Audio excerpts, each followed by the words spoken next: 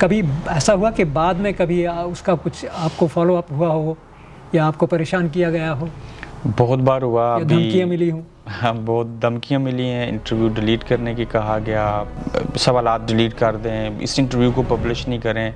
एक बार नहीं, बारहा मरतबा हुआ और कई बार हम कुछ जायज़ सी बात हो तो थोड़ा सा रिलीफ दे देते। अब मैं मसलन आपके पास आया हूँ इंटरव्यू अगर देने, तो आपने सवालात तो पूछने हैं और आपने अपनी मर्ज़ी के पूछने हैं, मेरी पसंद के तो नहीं। तो मुझे अगर इस बात का खौफ हो कि मैं जवाब नहीं दे पाऊँगा तो मैं कह सकता हूँ ना कि मैं इस माजरत इस सवाल पे मैं बड़ा अच्छा सवाल आपने पूछा। नंबर 1 अब्दुल रईस साहब, अदम बर्दाश्त है। सच कोई सुनना नहीं चाहता, सच कोई बोलना नहीं चाहता।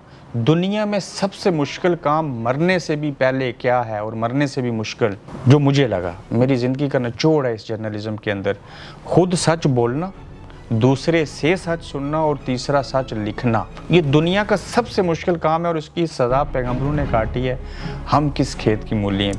कोई इरादा नहीं होता किसी से सख्त सवाल पूछना है, ये नीयत ज़रूर होती है कि हमने अच्छे सच्चे और खरे सवालात करने और दूसरों से मुख्तलिफ काम करना है। चूँकि काम की डेफिनेशन ही यही है कि वो जो दूसरों से मुख्तलिफ हो, जिसमें मेहनत शामिल हो। मुझे आज दिन तक किसी से कोई भी जायज़ शरई एतबार से और कानूनी और आइनी एतबार से जो जायज़ सवाल है पूछते हुए कोई हार नहीं हुई, भले उसमें शेख रशीद साहब मेरे इंटरव्यू से उठ के भाग ही क्यों ना चले जाएँ। उसमें अपनी बरादरी की बात करूँ तो सिर्फ पाकिस्तान के अंदर 4 साल और 2 माह में 42 सहाफ़ी जो थे वो मार दिए गए हैं, जिसमें कुछ अगवा भी हुए हैं। इमरान रियाज का नाम है। उससे पहले आप देखिए अभी जाले किस किस की आप बात करें जिनके साथ ये चीज़ें होती रहीं। किसी ने शायरी से माशरे में तब्दीली लाई, किसी ने सहाफ़त के ज़रिए लाई, कोई दानश्वर बना, कोई नावल नगार बना, किसी ने सियासत में आके माशरे को बेहतर करने की कोशिश की। तो हर एक का रोल था और उसकी सज़ा तो काटनी पड़ती है ना।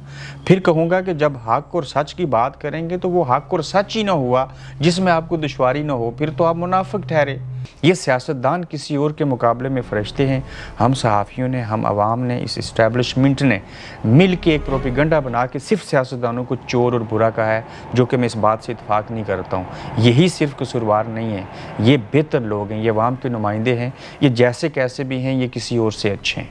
लेकिन सियासतदानों पे क्या आवाम का ज़्यादा हक़ नहीं बनता कि उनको गिरबान उनका पकड़े, क्योंकि उनको वोट दे के वोट की ताकत से लाते हैं इक़्तिदार में?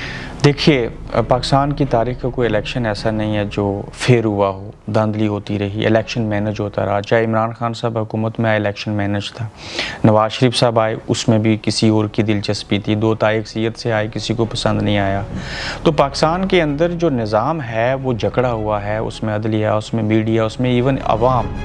अब वोट दे भी दें तो उनकी उस राय को मुकद्दम नहीं समझा जाएगा, चूँकि मोनोपोली है, मैनेजमेंट है, पर्सनल इंटरेस्ट हैं जिसके तहत ये सारी चीज़ें होती हैं। अवाम की राय, अवाम से बड़ी ताकत कोई नहीं है। बिल्कुल अवाम का ये हक़ है कि उनका एहतसाब करें, और वो एहतसाब कैसे हो सकता है? वोट की पर्ची से हो सकता है ना, उसके अलावा कोई मैकेनिज़्म है नहीं है। लेकिन मसला क्या है कि आज इलेक्शन मांगे जा रहे हैं, तमाम पार्टियां चला रही हैं, सिवाय 1-2 पार्टीज़ को छोड़ के नहीं हो रहे। तो इस निज़ाम को पहले आज़ाद होना है, इस जमहूरियत को पटड़ी के ऊपर आना है, फिर आप सियासतदानों को जवाबदेह भी समझ सकते हैं, उनका एहतसाब भी कर सकते हैं। पहले वो बेचारे खुद तो आज़ाद हो जाएँ। मसला क्या है कि हमारी पार्टीज़ के अंदर जमहूरियत नहीं है। हम घर के अंदर इंसाफ नहीं कर सकते, हम अपने बहन भाइयों और बच्चों से इंसाफ नहीं करते, हम जायदादों के अंदर जो बहनों का और माँ का और बाकियों का जो हिस्सा होता है वो नहीं देते। तो जब हमारी बुनियादें मजबूत हो जाएंगी, हमारी पार्टी जमहूरी होगी, वहाँ पे वरासती निज़ाम नहीं होगा, बाप दादा फिर बेटा फिर पोता, इन चीज़ों को ना जब तक हम चेंज नहीं करते उस वक्त तक बात आगे नहीं बढ़ेगी। और इसमें भी कोई दो राय नहीं है। आज इमरान खान ना हो, उसकी पार्टी की क्या हैसियत है? आज नून लीग का मतलब नवाज शरीफ है, वो सरबराह ना हो तो उनकी क्या हैसियत रहेगी?